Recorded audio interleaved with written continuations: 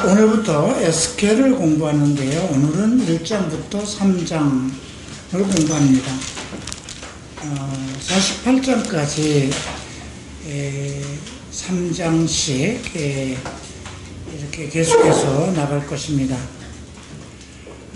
우선 에스겔서 1장을 보기 이전에 예레미야서 29장을 먼저 보겠습니다.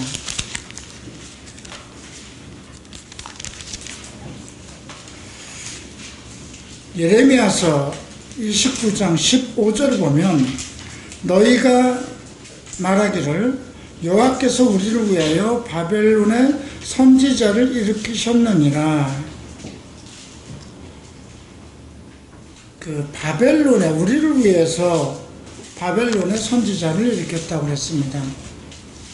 바벨론에 일으킨 선지자가 누가 있을까요? 제일 먼저 다니엘입니다. 그리고 에스겔이죠. 그 에스겔은 이게 그 느부갓네살 왕이 바벨론을 침략해서 첫 번째 그 잡아갔을 때, 왕들을 잡아갔을 때 귀족과 함께 다니엘과 그 세 친구를 잡아갔습니다. 그리고 두 번째 이제 597년 정도가 되는데요. 기원전 597년도에 또 다시 공격해서 에스겔과 또 많은 이스라엘 사람들을 포로로 잡아갑니다.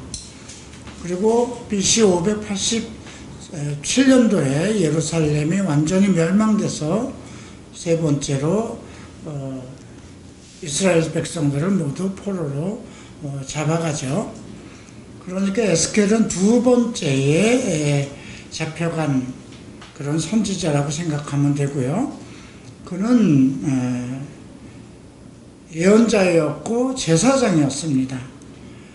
그래서 여기에 보면 이제 1장에 보면 그의 부르심, 환상을 통해서 환상을 보여주시면서 그 앞으로 이스라엘에 있을 여러 가지 비전, 하나님께서 어떻게 역사하시는가를 깨우쳐 주시고요. 2장에서는 에스겔의 소명, 부르심에 대해서 언급합니다. 그리고 3장에서는 너를 파수꾼으로 세웠다.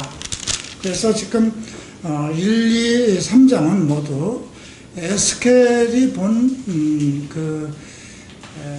하나님의 비전이라고 할까요? 환상 속에 본 하나님의 모습, 또 하나님의 사역하는 그런 모든 상황들을 1장에서 보여주시고, 그 다음 부르심과 그 다음에 소명, 파수꾼으로 세운 그 내용들이 기록되어 있습니다. 자, 이제 1장 1절부터 보겠습니다.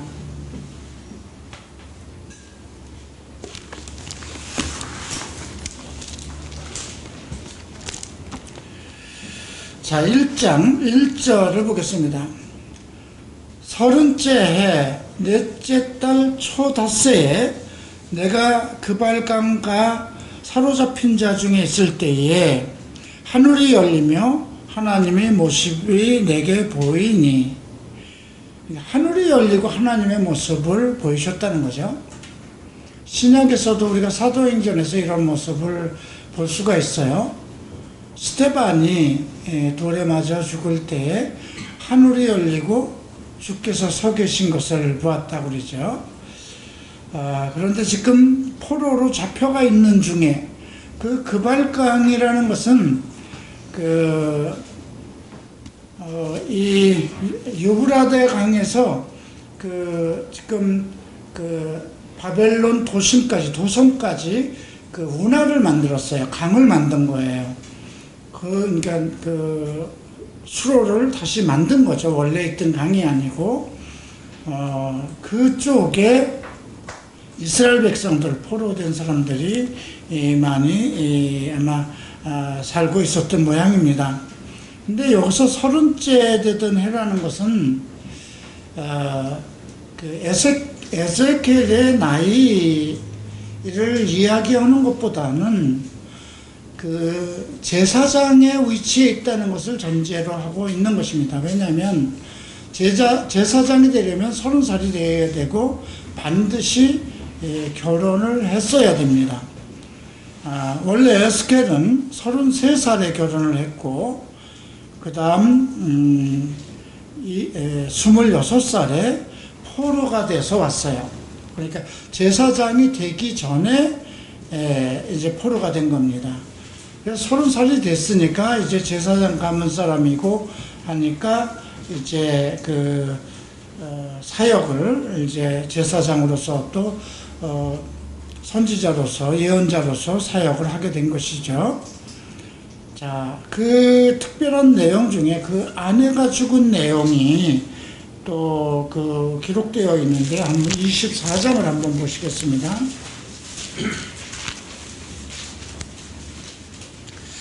24장 15절에 이런 말씀이 있어요. 여호와의 말씀이 또 내게 임하여 이르시되 인자야 내가 내 눈에 기뻐하는 것을 한 번 쳐서 빼앗으리니 너는 슬퍼하거나 울거나 눈물을 흘리거나 하지 말며. 내 눈에 기뻐하는 것을 뺏어간다고 그랬어요. 죽은 자들을 위하여 슬퍼하지 말고 조용히 탄식하며 수건으로 머리를 동이고 발에 신을 신고 입술을 가리지 말고 사람이 초상집에서 먹는 음식물을 먹지 말라 하신지라. 내가 아침에 백성들에게 말하였더니 저녁에 내 아내가 죽었으므로 아침에 내가 받은 명령대로 행하였다. 아침에 받은 말씀이에요. 근데 내 눈에 기뻐하는 것을 한 번에 쳐서 빼앗는다고 했어요. 근데 그게 저녁에 이루어졌어요. 자기에 관한 예언이에요. 그런데도 주께서 죽은 자를 위해서 슬퍼거나 울거나 눈물을 흘리지 말고 소상집에 앉아서 무엇을 먹지 말라. 그 말을 그대로 백성 중에서 시행을 했다는 것입니다. 이제 이런 걸 통해서 예언 이 에스겔이 얼마나 하나님의 말씀을 그대로 실천하고 순종하였는지 우리가 알 수 있고요. 자, 이제 여호야긴 왕이 사로잡힌 지 5년, 이스라엘이 느부갓네살 왕에 의해서 멸망을 받고 이제 왕까지 다 사로잡혀 가죠. 5년 그달 초닷새라 갈대아 땅 크발 강가에서 여호와의 말씀이 부시의 아들 제사장 나 에스겔에게 특별히 임하고, 그러니까 부시의 아들이니까 그 아버지도 제사장이 맞죠. 특별히 임하고 여호와의 권능이 내 보좌에 내 위에 있느니라. 하나님의 말씀이 특별히 말씀으로 임한 거예요. 그리고 그 권능이 에스겔 위에 있다고 기록되었습니다. 자, 이 1장 에스겔서에는 특별히 그림 언어가, 상징적인 언어가 상당히 많아요. 우리가 그 상징적인 언어를 어떻게 풀 것인가, 이런 것에 대해서 좀 생각을 해야 되는데, 억지로 이것을 풀든가 그래서는 안 되고요. 그것이 무엇을 의미하는가는 이미 성경 안에 서로 연결되어 있는 해석점이 있어요. 그래서 그런 것들을 좀 잘 살피고 보면 좋겠습니다. 4절을 봅니다. 내가 보니 북쪽에서부터 폭풍과 큰 구름이 오는데, 자, 무엇을 상징할까요? 이 북풍에서부터 폭풍과 큰 구름. 과거 이스라엘은 그 북쪽에 있는 나라들로부터 항상 아수르 이런 곳으로부터 그 공격을 받아왔던 것이거든요. 또 남유다와 북이스라엘도 나누어져 있을 때도 북이스라엘이 항상 그 남쪽으로 그 전쟁을 일으켜 왔죠. 그래서 북쪽으로부터 폭풍과 큰 구름이 오는데, 이거 환상 중에 보는 겁니다. 그러니까 그림 언어예요. 그러니까 지금 에스겔은 이 내용이 무엇인지를 알고 있는 거예요. 그 속에 불이 번쩍번쩍하여 빛이 그 사방에 비침에 그 불 가운데 단쇠 같은 것이 나타나 보이고 불이 번쩍번쩍하였다고 그럽니다. 불이라는 것은 우리가 불 그러면 불의 심판, 불은 모든 것을 태워버리는 거잖아요. 빛이 그 사방에서 비침에 그 불 가운데서 단쇠 같은 것, 달아있는 쇠붙이 같은 것, 얼마나 두려울까요? 이것은 그냥 봐도 우리가 그 어떤 심판과 같은, 그러니까 북쪽에서 북풍이 불어서 오는 그것 자체가 다른 나라를 통해서 지금 그 이스라엘을 징치하는 것 그 자체가 심판이라는 것입니다. 그 속에 내 생물의 형상이 있습니다. 그 폭풍 중에도 우리가 요즘 이제 뭐 태풍 마이삭이 지나갔는데 또 오늘 밤 늦게 태풍이 또 불어온다 그러잖아요. 그런데 지금 뭐 태풍이라는 것은 이것이 우리나라를 지금 일본과 우리나라를 지금 심판하는 것이다 이렇게 생각한 사람은 아무도 없어요. 그 태풍이 하나의 기압의 영향으로 인해서 이렇게 불어오고 있는 것이니까요. 그런데 지금 그 에스겔에게 보여준 이 환상을 통해서 에스겔은 그 내용이 무엇인지를 지금 그 짐작을 하고 있는 거예요. 왜냐하면 어떤 것을 보여주실 때 그 선지자에게 그것을 보여준 자에게는 그것을 깨달을 수 있는 지혜를 같이 주기 때문이죠. 그 속에 네 생물의 형상이 나타나는데 그들의 모양이 이러하니 그들에게 사람의 형상이 있더라. 자, 네 생물의 형상인데 그들에게 사람의 형상이라고 그랬어요. 사람의 형상을 언급된 것이 성경은 어디에서 제일 먼저 언급되어 있을까요? 창세기 1장 26절이에요. 그죠? 우리가 사람을 만들고 그랬죠? 하나님의 형상대로 만드는데 여기서 얘기하는 건 지금 내 생물 가운데 사람의 형상이 있다고 언급되어 있어요. 자, 그리고 내 생물의 형상입니다. 그런데 그 모양은 그들에게 사람의 형상이 있고요. 그들에겐 각각 네 얼굴과 네 날개가 있어요. 사람의 형상이라는 걸 넷이 있다는 걸 먼저 전제로 하고요. 근데 네 얼굴이 있고 네 날개가 있어요. 자, 그리고 다리는 곧은 다리라고 그랬어요. 일자로 쭉 뻗은 다리죠. 예. 또 그 발바닥은 송아지 발바닥 같고, 아직 송아지 발바닥이라는 건 뭘까요? 황소 발바닥이라 그러면 잘 뛰고 자기 마음대로 다니고 그런 걸 알 수 있잖아요. 그죠? 근데 송아지 발바닥은 이제 걸음마를 시작하는 거잖아요. 그죠? 그리고 광낸 구리같이 빛나며,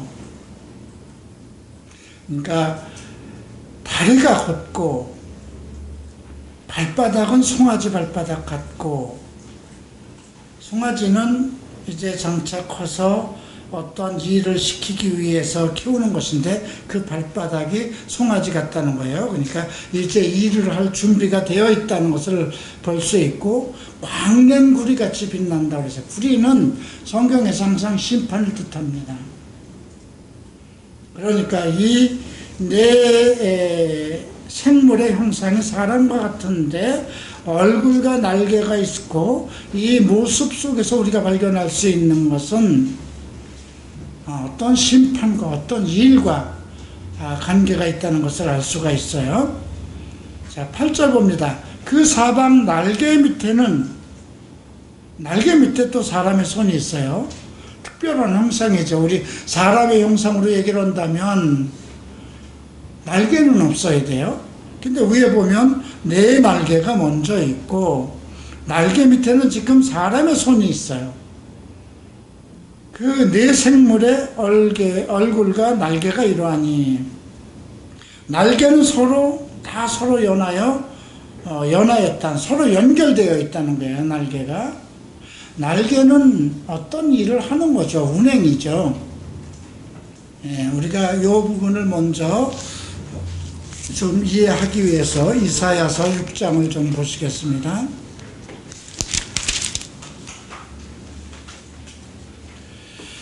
자, 이사야서 6장 1절을 보면 오시야 왕이 죽던 해에 내가 본즉 주께서 높이 들린 보호자에 앉으셨는데 그의 옷자락은 성전에 가득하였고 스랍들이 이제 내생물이라고도 하고 그룹이라고도 합니다.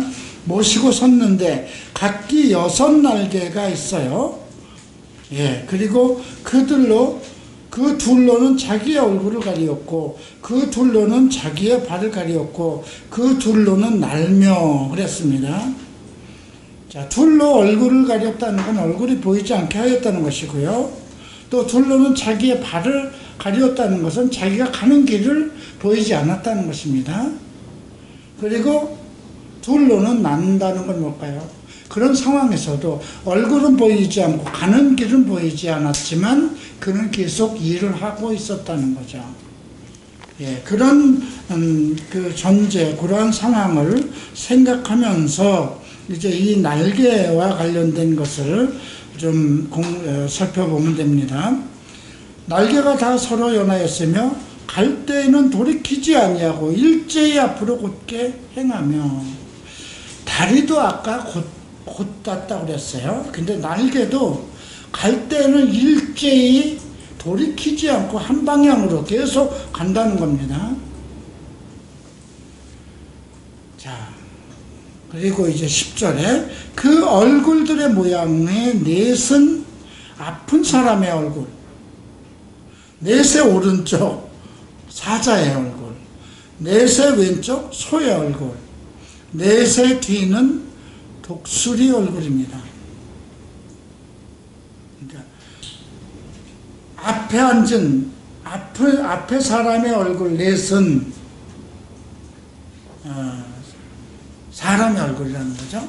그리고 오른쪽 넷의 얼굴은 사자 얼굴, 왼쪽 넷의 얼굴은 소의 얼굴.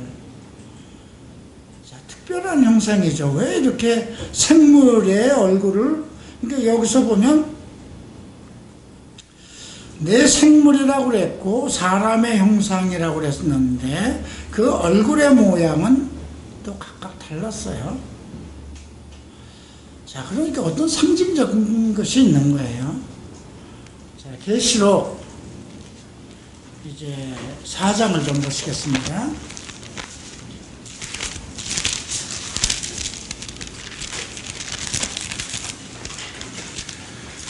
자, 이때도 보니까 하늘이 열렸어요. 4장 1절을 보면. 아까 이사야서 6장을 볼 때도 하늘이 열렸어요. 그죠? 그리고 천사들이 날개로 이렇게 날고 있는 그런 것들이. 그 다음 요한계시록에서도 보면 4장 7절에 보면 이제 네 생물이 6절에서 언급되어 있죠. 첫째 생물은 사자 같고, 둘째 생물은 송아지 같고, 셋째 생물은 사람의 얼굴 같고, 넷째 생물은 날아가는 독수리. 조금 순서만 바뀌었어요. 첫째와 넷째가, 그죠? 그러나 네 생물의 얼굴이 지금 똑같이 지금 그 에스겔서 1장에 언급한 것과 똑같습니다. 자, 그러면 우리가 10장도 한번 보십시다. 에스겔서 10장.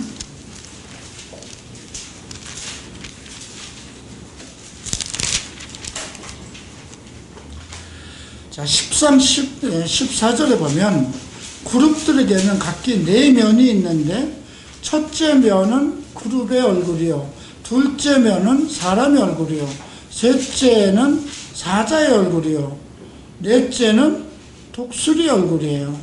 어떤 얼굴이 빠졌나요? 소의 얼굴이 빠졌어요. 그죠? 근데 여기서는 첫째 면은 그룹의 얼굴이라고 그랬어요. 그러니까 지금 에스겔서 1장과 10장과 계시록 4장 전체를 보면 그러니까 버전이 다른 것 같은데 같은 내용이에요. 그죠? 이사야의 버전이나 에스겔의 버전이나 사도 요한의 버전이나 하늘에서 본 그 네 생물의 그 형상이 다 네 생물이었어요. 그죠? 근데 얼굴도 같았어요. 그러니까 지금 버전은 서로 사람은 다르고 시대는 다른데도 그 선지자들이 본 버전은 똑같다는 거예요. 그렇기 때문에 우리가 이것을 해석하는데도 이것은 종말에 가는 것이구나, 전체적인 것을 다 봐야 되는 것이구나, 그런 생각을 염두에 두고 봐야 돼요. 그래서 이것에 대해서 지금 1장 10절에 네 생물의 얼굴에 대해서는 여러 가지로 그 언급이 신학자마다 좀 달라요. 그런데 그 중에서 이제 뭐 촉스미스 목사님도 이런 것을 보는 것들의 내용, 그러니까 그 청 목사는 이렇게 얘기를 하고 있어요. 사자의 얼굴, 사자는 모든 짐승 중에 왕이라는 거죠. 그 다음에 독수리는 모든 새 중에 가장 특성이 있는 새 중에 왕이라고 할 수 있는, 그 다음에 소는 가축 중에 왕이라고 할 수 있는, 이제 이렇게 언급한 내용을 봤어요. 근데 우리가 이제 사복음서를 봤을 때, 이제 마태복음은 이스라엘 백성들을 위한 거예요. 근데 이스라엘을 사자라고 얘기를 해요. 짐승을 여기다 비교하면. 그래서 다윗왕을 사자왕이라고도 불러요. 자, 그 다음에 이제 로마를 얘기할 때는 그 당시 이제 우리가 마가복음은 이방인을 위한 것인데 이방인의 대표가 로마였어요. 그죠? 그런데 이제 마가복음을 그 하나의 소의 형상으로 이제 이방에서 일하는 그 복음의 활동, 이런 것을 전제로 해서 그렇게 얘기하는 사람들도 있어요. 그 다음에 이제 사람의 얼굴과 독수리 얼굴은 사복음서를 우리가 크게 둘로 나눌 수 있어요. 하나는 마태복음은 이스라엘 백성을 위한 복음서, 마가복음은 이방인을 위한 복음서, 그 다음에 누가복음은 그리스도에 대한, 그리스도를 소개하는 복음서이고, 그러니까 하나님의 아들 예수 그리스도에 대해서 증거하는 것이고, 그 다음 요한복음은 이제 성령의 사역에 대해서 이를 소개한 것이다. 그렇게 해서 이제 그 사람의 얼굴을 누가복음에 비유하고 또 독수리의 얼굴을 요한복음에다 비유하는 그런 학자들도 있어요. 근데 좀 일리는 있는 것 같아요. 이렇게 전체적인 것을 이렇게 봤을 때, 이 부분이 무엇이다 이렇게 우리가 증명할 수는 없는데, 지금 이것은 무엇을 얘기하는 것이냐면 메시아의 형상을 우리에게 보여주는 거예요. 교회 시대를 보여주는 겁니다. 에스겔을 통해서 나타나는 것은 메시아 시대, 또 메시아의 성전, 그 다음에 그의 모든 앞으로 일하는 그 모든 상을 보여주는 것이기 때문에, 왜 이 네 그룹은 물론 하나님의 보좌를 섬기는 그룹 천사임에도 불구하고 이 네 형상이 사람의 얼굴이고 각 네 개의 얼굴로 나타나는데 왜 이렇게 다른 얼굴로 나타났을까, 이렇게 생각할 때 우리가 복음서에서, 성경에서 가장 그리스도에 대해서 언급을 바르게 해놓은 것은 사복음서예요. 그죠? 예수 그리스도에 대해서만 언급한 거니까. 확실하게 그리스도께서 살아계셨을 때 그리스도를 본, 그리고 그리스도의 모든 사역을 실제로 체험한 그 제자들이 쓴 것이기 때문에.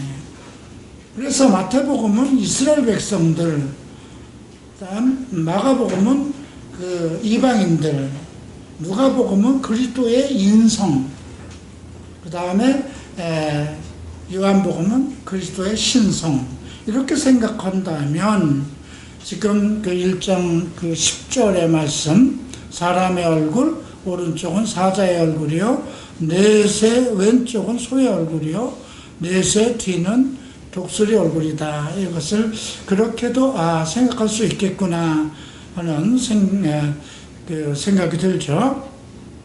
그의 얼굴은 그러하며 그 날개는 드러펴서 각기 둘씩 서로 연하여 둘은 몸을 가렸으며, 그죠? 우리가 이사야 선지자의 둘은 몸을 가렸다는 거예요. 자기를 나타나지 않았다는 거예요. 또 영이, 근데 갑자기 이제 영인이, 영의 존재가 나옵니다. 어떤 쪽으로 가면 그 생물들도 그대로 가되 돌이키지 아니하고 일제히 앞으로 곧게 행하며, 어떤 일을 행하는 특성이 있어요. 한번 그 영이 가는 길로 돌이키지 않고 따라간다는 거예요. 또 생물들이 모양은 타는 숯불과 횃불 모양, 이걸 어떻게 얘기해야 될까요? 자, 우리가 그 용광로의 불은, 용광로 불을 그 당시 이제 금을 재련하고 은을 재련하는 그 용광로의 불을 뭘로 지필까요? 숯이죠. 그 당시는, 그죠? 횃불하고 숯불은 달라요. 쓰임새가 달라요. 그러니까 정금을 만들기 위해서 그 용광로에 불을 지필 때 숯불로 지피죠. 그래서 풀무불을 아주 강렬하게 하는 거예요. 무엇을 만들 때 쓰는 거예요. 그 다음에 횃불은 무엇일까요? 우리가 그 기도원이 그 횃불을 항아리에다 그 감추고 나갔던 그런 내용도 있죠. 횃불은 어떤 일을 하는데 어떤 군중이 일어나는 그런 모습이죠. 근데 생물들의 모양이 횃불과 숯불과 횃불이라고 그랬어요. 그럼 둘 중 두 개를 다 하는 거예요. 그죠? 하나는 무엇을 자기의 사람을 정금같이 만들 수도 있는 것이고요. 그죠?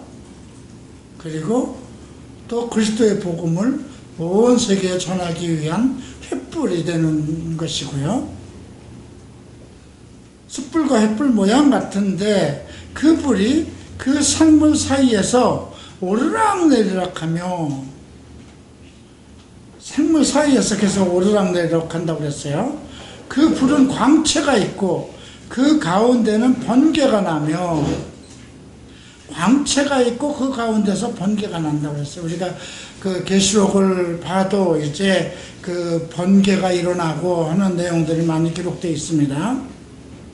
그 생물들은 번개 모양 같이 왕래하더라. 번개는 무엇과 같이 움직일까요? 번개는 혼자가 나타나지 않아요. 천둥번개라고 그러잖아요. 그죠? 예. 우리가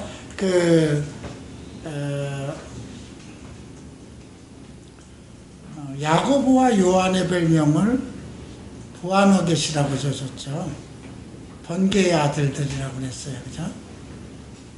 예. 생물들은 번개 모양 같이 왕래하더라. 이렇게 정말 우리가 알아들을 수 없는 어떤 그림 언어로 지금 기록되어 있죠. 15절 봅니다. 내가 그 생물들을 보니 그 생물들 곁에 있는 땅 위에는 바퀴가 있어요. 생물들 곁에 있는 땅이 있어요. 그리고 바퀴가 있어요. 바퀴는 뭐 운행하는 거죠. 움직이는 거죠. 그 내 얼굴을 따라 하나씩 있고, 바퀴가 얼굴마다 하나씩 있는 거예요. 그 바퀴의 모양과 그 구조는 황옥같이 보이는데, 황옥은 노란 옥이죠. 그 넷은 똑같은 모양을 가지고 있다고 했고요. 그들의 모양의 구조는 바퀴 안에 또 바퀴가 있는 것 같아요. 바퀴가 각 하나씩 있는데 그게 황옥 같았어요. 전부 다 4개의 모습이 같고, 근데 바퀴 안에 또 바퀴가 있어요. 바퀴 안에 바퀴가 있다는 것은 글쎄요, 어떻게 설명을 해야 될지 모르겠어요. 자, 한 예로 대통령이 이제 통치를 하죠. 그럼 각부 장관이 있고요. 또 각부 장관 밑에 이제 다른 부서들이 있고요. 큰 테두리 안에 또 그 부서가 있고 이렇게 생각할 수밖에 없어요.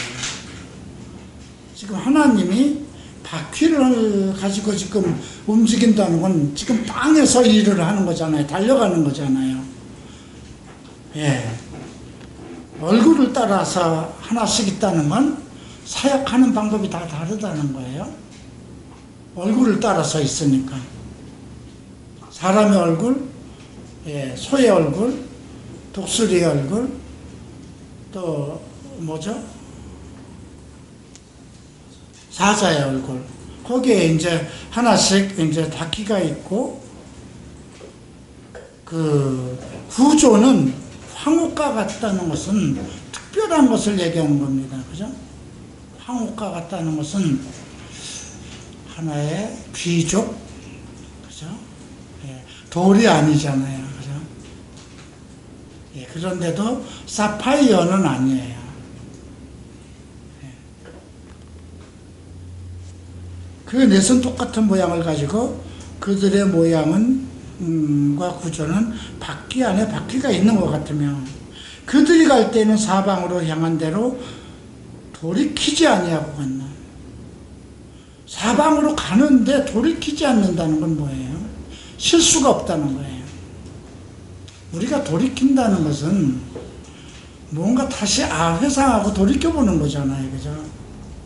이것은 그냥 한번 정한 대로 가는 것, 영에 의해서 가는 것이기 때문에 한치도 오차도 틀림이 없다는 거예요. 자, 그 둘레는 높고 무서우며, 이제 이 바퀴가 돌아가는 그 내용이 이제 10장에서 또 나와요. 그러니까 그때 가서 또 배우도록 하고요. 그 둘레는 높고 무서우며, 그 네 둘레로 돌아가면서 눈이 가득하다. 눈이 가득하다고 그랬어요. 눈은 뭐예요? 살피는 거잖아요. 근데 이 바퀴가 땅 위에서 있는 거예요. 그리고 각 네 얼굴마다 황옥 같은 네 바퀴가 있고, 바퀴 안에는 또 바퀴가 있고, 근데 그 바퀴 안에는 눈이 가득해요. 뭔가 살피고 있다는 겁니다. 생물들이 갈 때 바퀴들은 그 곁에서 가고, 바퀴가 움직이는 건 생물이 움직여야 움직이는 겁니다. 그 생물들이 땅에서 들릴 때에 바퀴도 들려서 생물이 위로 하늘로 들리면 같이 올라가는 겁니다. 영이 어떤 쪽으로 가면, 근데 생물들 그걸 움직이는 건 그 안에 있는 영입니다. 자, 우리 안에도 영이 있어요. 내가 하나님의 지시를 따라서 움직이면 내 영을 따라서 내 마음이 움직이고 내 몸이 움직이고 하는 겁니다. 영이 어떤 쪽으로 가면 생물도 영이 가려는 곳으로 가고, 그 생물은, 그러니까 내 생물은 전부 영의 지배를 받는 거예요. 바퀴들도 그 곁에서 들리니, 바퀴도 그냥 그 각자 이렇게 뭔가 운행을 하는 것이 아니고 영에 의해서 그 생물과 함께 움직이는 겁니다. 이는 생물의 영이 그 바퀴들 가운데 있습니다. 특별한 거는요, 생물의 영이 바퀴 안에 있다는 거예요. 바퀴는 가는 거죠. 운행하는 거죠. 이 땅 안에서 무엇을 하는 거예요. 근데 바퀴 안에 또 바퀴가 있고 그 안에 눈이 가득 찬데, 영이 뭘 하고자 하면 생물이 다 움직이고 바퀴도 같이 움직이는데, 그 이유가 왜 그러냐면 바퀴 안에 영이 있다고 그랬어요. 이 땅에서 하는 일입니다. 이 땅에 하나님의 큰 집이 세워졌어요. 그리스도 하나로. 그죠? 12 제자로 해서 교회를 세웠어요. 각 제자들이 있어요. 뭐 제자들을 4명씩 나눴다고 3명씩 나누면 4시대네요. 이 땅에서 이제 이 사역을 합니다. 교회를 세우고 복음 사역을 하고 바울은 바울대로 사역을 하고. 근데 바울이 무엇을 따라서 했을까요? 성령의 인도함을 따라서 하는 거죠. 바퀴가 지금 여기서 보면 땅에 있다고 그랬어요. 아까 몇 절에서 나오나요? 15절이죠. 생물 곁에 있는 땅 위에는 바퀴가 있다고 그랬죠. 이 땅에서 행하는 하나님의 일들입니다. 교회입니다. 그리스도이고요. 그래서 아까 이것을 하나의 사복음과 같이 봐도 되겠구나 그런 얘기였어요. 자, 이제 22절 봅니다. 그 생물의 머리 위에는 수정과 같은 궁창의 형상이 있습니다. 이건 이제 10장에서 우리가 자세히 봐요. 그리고 계시록 4장에도 보면 이제 궁창이 나와요. 궁창의 형상이 있는데 수정과 같다고 그랬어요. 계시록에도 보면 수정과 같은 유리바다가 나와요. 보기에 두려운데 그들의 머리 위에 펼쳐져 있다. 생물의 머리 위에 펼쳐져 있는 거예요. 수정과 같은 궁창의 형상이에요. 궁창이라는 건 그냥 허공인데, 허공이잖아요. 우주 허공이잖아요.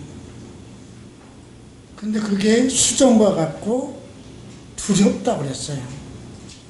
그들 머리 위에 펼쳐져 있어요. 생물의 머리 위에. 그 궁창 밑에 생물들의 날개가 서로 향하여 펴 있는데, 생물들의 날개 서로 연해 있다고 그랬어요. 연결되어 있죠. 네 생물이지만 이 날개는 운행이에요. 그죠? 독수리 날개가 나는 것처럼 하나님의 사역이에요. 각기 하는 건 다 달라요. 사람이 하는 얼굴, 독수리가 하는 것, 사자가 하는 것, 소가 하는 것 다 다를 수는 있는데 바퀴는 똑같이 하고 그것이 앞으로 가자 그러면 뭐 곧게 가고 돌이키지 아니하고 하나가 날면 똑같이 연이어서 같이 나는 거예요. 우리가 이해할 수는 없는 거예요. 우리 갈고리 촛불이 척스미스 목사님이 코스타메사에서 세워놨어요. 처음 시작했어요. 어쩌면 네 생물 중에 하나라고 봐도 되고요. 큰 바퀴 하나라고 볼 수도 있고요. 그 안에 우리가 작은 바퀴로 들어갈 수 있고요. 그런데 척스미스 목사 말고 또 다른 그런 큰 생물이라든가 아니면 교회 그 바퀴라고 했을 때 그 속에서 일하는 것은 이 땅에서 일하는 모든 사역은 영에 의해서 하는 거고 하는 일은 다 똑같다는 거예요. 자, 이제 23절 보면 궁창 밑에 생물들의 날개가 서로 향하여 펴 있는데 이 생물들은 두 날개로 몸을 가렸어요. 몸을 가렸다는 건 보이지 않아요. 지금 우리 교회에 만약에 하나님이 그의 천사, 그의 영으로 뭘 하려고 하면은 눈에는 보이지 않는 거잖아요. 그죠? 교회를 통해서 어떤 일을 하는 것은 저 생물도 두 날개로 몸을 가렸더라. 이건 이사야서 6장에도 똑같아요. 생물들이 갈 때 내가 그 날개 소리를 들으니 날개는 이렇게 운행하는 거예요. 맑은 물소리와도 같으니 맑은 물소리는 뭘까요? 하나님의 말씀입니다. 전능자의 음성과도 같으며, 전능자 누군가요? 하나님이시죠. 떠드는 소리, 곧 군대의 소리와도 같고, 엄청난 군대, 하나님의 군대가 교회입니다. 그 생물이 설 때에 그 날개도 내렸더라. 생물이 서면 날개도 내렸다는 거예요. 이스라엘에서 하나님의 말씀이 400년간 중단됐어요. 신약과 구약 사이에 400년을 침묵했어요. 생물이 섰고 날개도 멎었고 운행이 없는 거죠. 하나님의 운행이.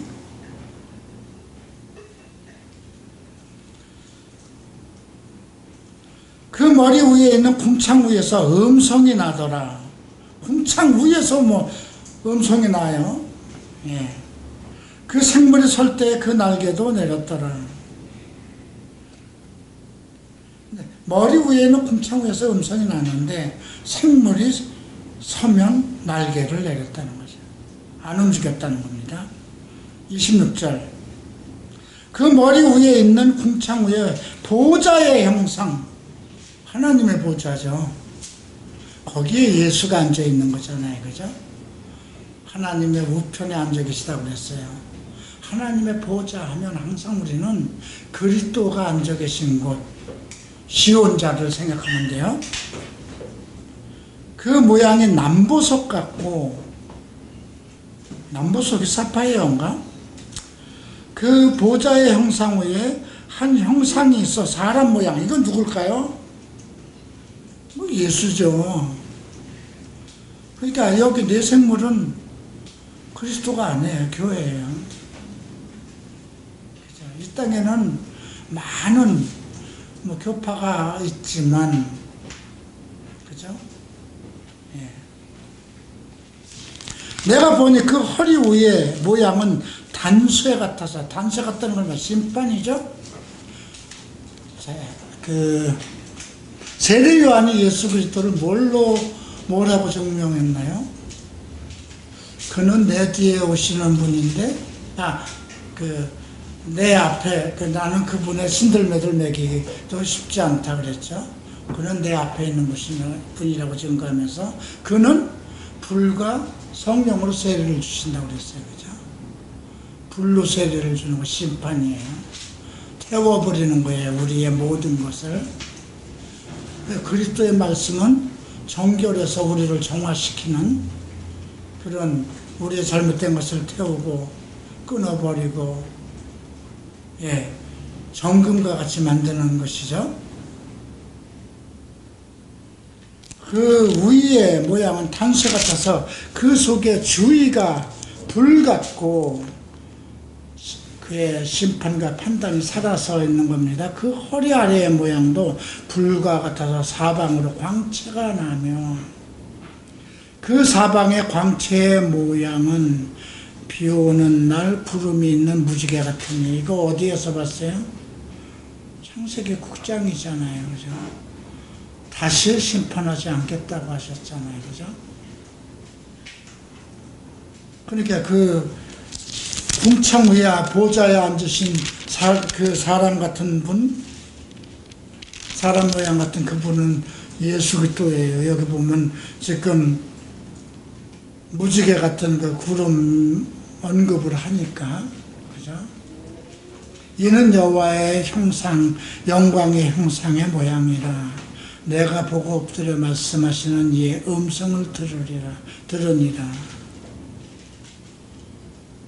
지금 1장은 에스겔이 본 환상인데, 하늘과 이 땅에서 운행하는 어떤 하나님의 큰 힘, 그게 내 얼굴, 내 생물로 역사 보였고요. 바퀴가 있고 날개가 있고, 날개로 몸을 가렸지만 날개가 날 때는 똑같이 날아가고 앞으로 갈 때는 똑같이 가고 뒤로 돌아서지 아니하며, 이 땅에는 큰 바퀴가 있는데 그 바퀴가 위로 올라가면 같이 생물이 따라 올라가고, 바퀴 안에는 또 바퀴가 있고 바퀴 안에는 수많은 눈이 있다고 했어요. 교회입니다.